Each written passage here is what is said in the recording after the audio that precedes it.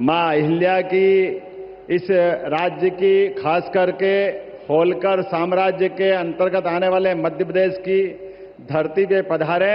मैं दोनों हाथ जोड़ के प्रणाम करता हूं, अभिनंदन करता हूं। आपके सबके साथ जोरदार अभिनंदन करें माननीय यशस्वी प्रधानमंत्री का। इस मंच पर ही मौजूद हमारे माननीय राज्यपाल श्रीमान मंगूभाई पटेल साहब, उप मुख्यमंत्री माननीय जगदीश देवड़ा जी, उप मुख्यमंत्री माननीय राजेंद्र शुक्ला जी, माननीय सांसद श्रीमान विष्णुदत्त शर्मा जी, माननीय मंत्री भारत सरकार श्रीमती सावित्री ठाकुर जी, माननीय मंत्री प्रहलाद पटेल जी, माननीय मंत्री चेतन कश्यप जी, माननीय मंत्री संपत्या उइके जी, मंचस्थ सभी अतिथिगण और खासकर आज लोक माता अहिल्याबाई का महिला सशक्तिकरण के आधार पर उनका जन्म जयंती मनाने का जो निर्णय किया है, मैं अभिभूत हूं। हमारे लिए आज का दौर ये और महत्व का है जब यशस्वी प्रधानमंत्री स्वयं जयंती मनाने के लिए आए हैं। तो एक बार जयकारा लगाए, बोले अहिल्या महारानी की।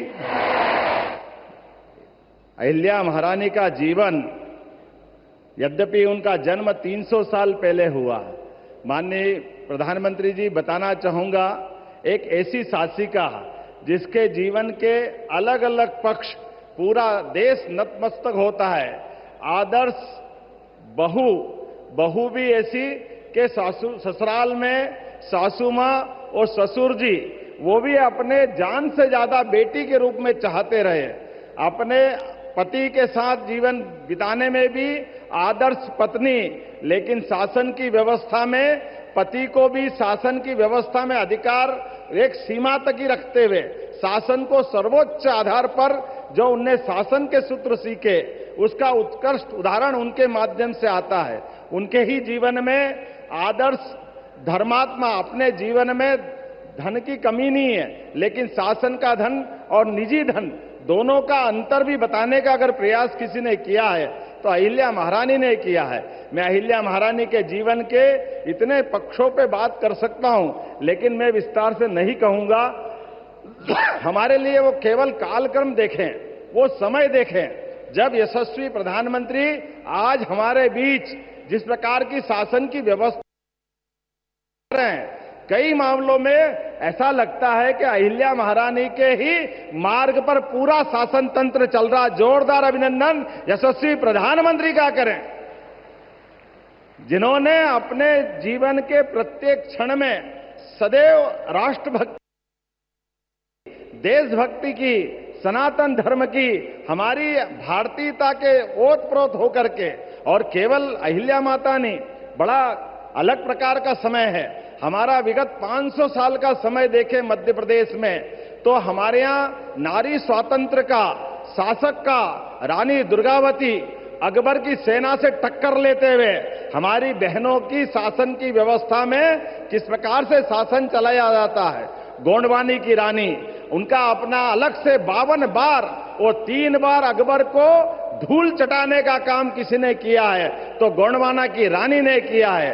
रानी अवंतीबाई, रानी दुर्गावती, अहिल्या माता, ये लंबी श्रृंखला है जो हमारे यहां पर अंग्रेजों से, मुगलों से सबसे टक्कर लेते हुए राष्ट्र की अस्मिता के साथ समझौता नहीं करते हुए, और आजादी के बाद भी राजमाता सिंधिया, जिनके कारण से हम जानते हैं कि संविध सरकार विचारों से टकराव के आधार पर अहिल्या माता के समान हमारी राजमाता जी ने भी पूरा जीवन इस भारत माता की जय के लिए, आपातकाल जैसा कष्ट का काल भी उनने जेल जाना पसंद किया, लेकिन उनने झुकना पसंद नहीं किया। मैं आपके लिए और धन्यवाद देना चाहूंगा माननीय प्रधानमंत्री जी, आपने मध्य प्रदेश को गौरवान्वित किया है।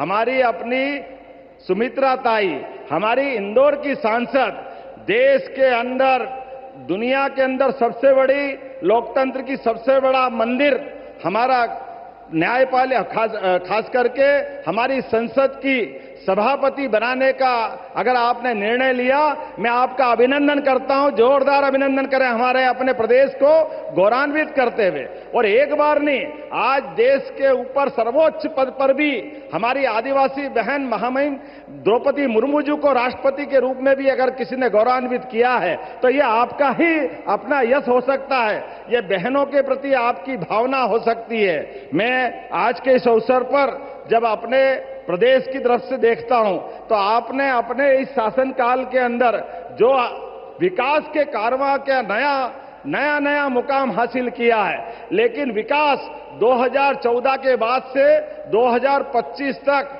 विकास के मामले में भारत आज चौथी अर्थव्यवस्था बना है। ये हमारे लिए सौभाग्य की बात है।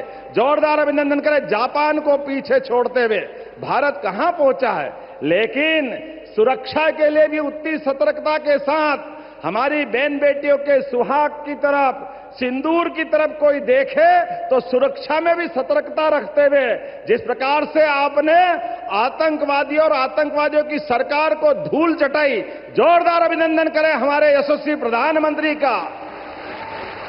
पूरा देश रोमांचित है, पूरा देश वंदन कर रहा, अभिनंदन कर रहा आपका। हमारा आज अहिल्या माता का जन्म जयंती मनाना सच्चे अर्थों में सार्थक हो रहा है।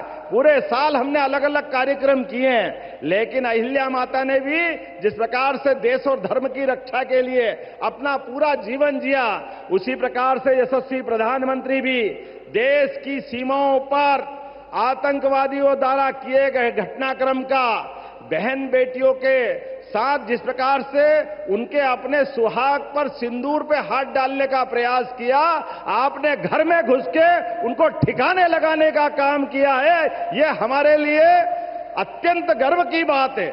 मैं पुनः मध्य प्रदेश सरकार की ओर से नारी कल्याण के कई सारे काम चल रहे हैं, लेकिन आज हमारे लिए तो केवल आपको सुनने का समय है। हम कुछ न बताते हुए केवल आपका वंदन कर रहे हैं, अभिनंदन कर रहे हैं। आपके माध्यम से हमने कई प्रकार के नारी अर्थात महिला, युवा, गरीब, किसान, ये चारों श्रेणियों के लिए सबके जीवन में बेहतर से बेहतर हो सके, शासन मध्य प्रदेश सरकार केंद्र सरकार के साथ कदम से कदम मिला के चल सके, ऐसे सारे कामों का सिलसिला हमने प्रारंभ किया है। आज हमने अपनी बहनों को समर्पित ये कार्यक्रम किया है। मैं आपका पुनः वंदन करता हूं, अभिनंदन करता हूं और उम्मीद करता हूं कि आपका ये नेतृत्व भारत को दुनिया का सर्वश्रेष्ठ राष्ट्र बना करके पहले पायदान पे ले जाके खड़ा करेगा। इस उम्मीद के साथ एक बार फिर आपका वंदन करता, अभिनंदन करता हूं। बहुत बहुत धन्यवाद। भारत माता की।